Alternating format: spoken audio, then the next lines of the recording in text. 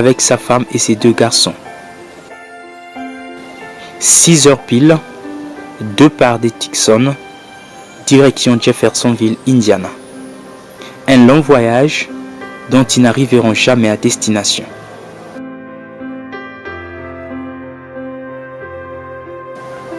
Première escale, Benson, puis Alamogordo, cette ville américaine siège du comté d'Otero, dans l'état du Nouveau-Mexique. C'est ici qu'ils prennent leur déjeuner, mais le trajet est encore long. Avant le tomber de la nuit, ils atteignent Clovis, toujours dans l'état du Nouveau-Mexique. Cette escale est importante car elle sera la dernière avant le destin fatal. Pendant que toute la famille est à table pour le souper dans ce petit endroit du restaurant Denny à Clovis, Frère Branham, lui, reste dans la voiture avant de décider finalement de rejoindre la famille à la dernière minute. Et cette fois-là, il les prendra jusqu'en petit plat, très léger, et ce sera le dernier repas des Frères Branham. Au sortir du resto, Frère Branham ordonne à son fils cadet Joseph de monter dans la voiture de Billy Paul. William Branham et sa famille quittent Clovis et reprennent leur chemin. Il est 19h, la nuit vient de tomber sur Texas. Le convoi des Frères Branham est environ à 128 km de la ville d'Amarillo. Billy Paul devant et Frère Branham derrière. Quand tout à coup Billy aperçut une voiture avec juste un seul phare allumé, donnant l'impression d'une motocyclette qui venait devant lui, roulant à contresens. À peine qu'il esquive de justesse, subitement un grand fracas. C'est la collision. L'inévitable est arrivé. Une vieille Chevrolet modèle 1961, conduite par un jeune garçon ivre d'environ 17 ans, vient de percuter la voiture du prophète. L'accident est grave. Frère Branham se retrouve entre la vie et la mort, sa tête qui passe au travers du pare-brise, son bras gauche et son coude coincés dans la portière et sa jambe enroulée autour de l'arche du volant.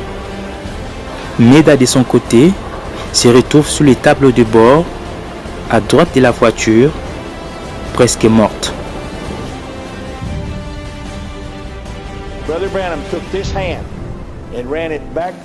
Je sais qu'il a bougé sa main droite et l'a posée sur elle.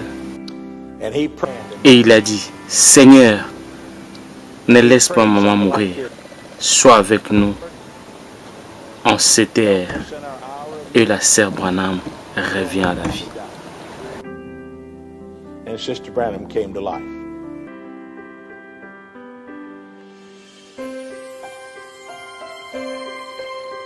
Donc Frère Branham, le bras et le pied de Frère Branham étaient entrés dans le volant. Mais Meda était morte sur place. Alors quand Billy Paul est venu, il a dit à papa, mamie est partie. Alors Frère Branham a dit à Billy Paul, prends sa main, mets ça dans ma main. Billy Paul a fait toutes ces manœuvres-là jusqu'à mettre la main de Meda dans la main de Frère Branham. Et Frère Branham a prié et dit, Seigneur, garde maman avec nous, notre Seigneur Jésus. Amen. Et on a ramené Meda à l'hôpital.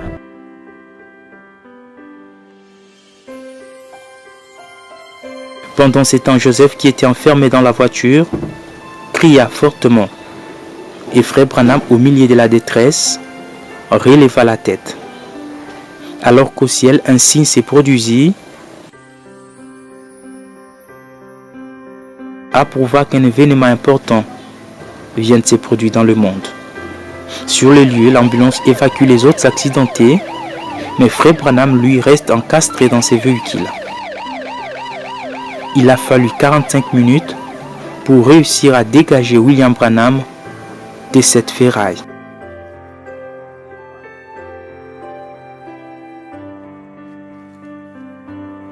Une fois fait, on l'a transporté d'urgence dans la salle des soins intensifs de l'hôpital de Frayona.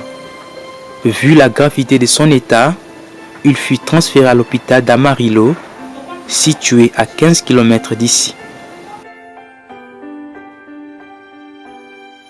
Il passera près d'une semaine dans cet hôpital où les médecins ont tout fait pour essayer de sauver sa vie.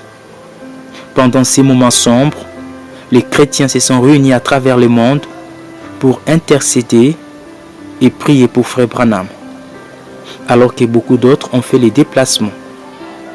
Réunis dans la salle d'attente de l'unité des soins intensifs, des frères et sœurs priaient et chantaient des cantiques que le prophète aimait trop dans sa vie. Just brought Brother Branham out of the operating room. They've got Brother Branham in traction, this arm and his leg, and they've done a tracheotomy on him. And they tell me they've not get him to respond. He hadn't done anything. Je marchais jusque-là et j'ai commencé à parler à Frère Branham et je lui ai demandé de dire un mot. Il n'a rien répondu, rien du tout. J'ai fondu en larmes et j'ai commencé à chanter. Sur les ailes d'une colombe blanche, Dieu envoya son amour.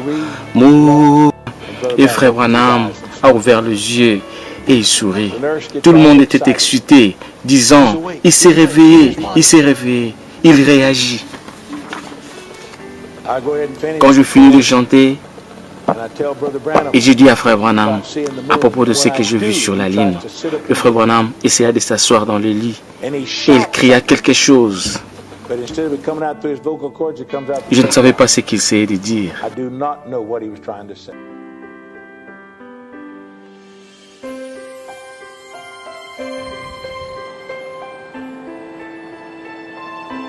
Nous sommes au soir du vendredi 24 décembre. Le moment est triste.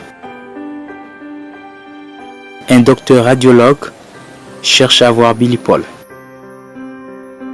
Et pendant que celui-ci venait accompagné des frères Queen, ils ont aperçu à travers la vitre que les infirmières avaient tiré les rideaux du lit des frères Branham. Les deux comprirent que c'était fini. Dieu venait de retirer son prophète de la terre. Le docteur informa Billy Paul que son père avait rendu l'âme depuis 16h49.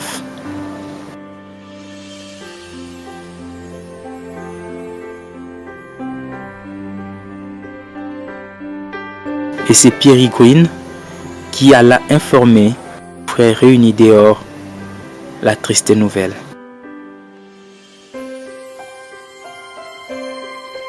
Le soleil venait à peine de se coucher dans le ciel de l'ouest et un signe extraordinaire s'est produit. L'étoile du soir, la lune et le soleil brillaient presque de la même façon. Les trois corps célestes étaient si près l'un de l'autre.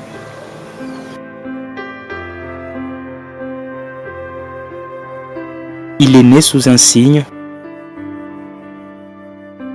et il meurt sous les signes. Billy, effondré, s'est souvenu d'une parole de son père qui disait « Si vous entendez que je suis parti, arrêtez-vous un instant et chantez une strophe de la chanson « Crois seulement ».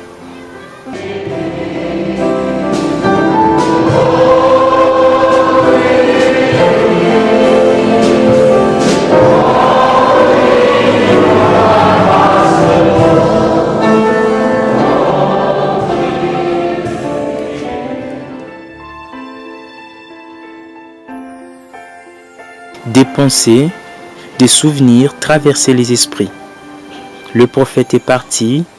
Que reste-t-il encore pour le monde si ce n'est les jugements?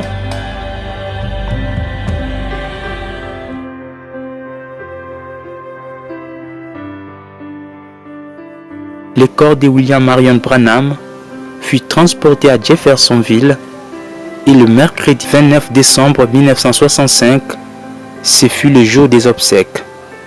Les gens sont venus de partout pleurer le prophète de Dieu qui venait d'être repris auprès des siens.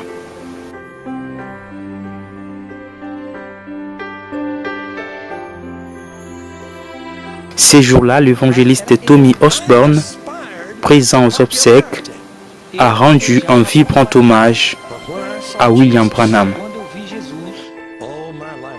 Gordon Lindsay brought Brother Branham to Portland, Oregon. This man, E este homem, I'll never forget his prayer. eu nunca vou esquecer da oração que ele fez. Just quiet, Ele era calmo, but firm. mas firme.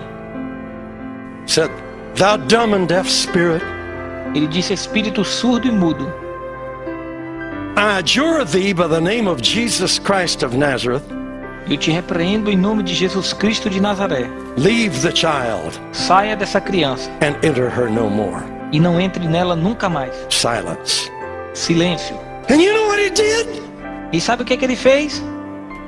I was shocked. Eu fiquei chocado.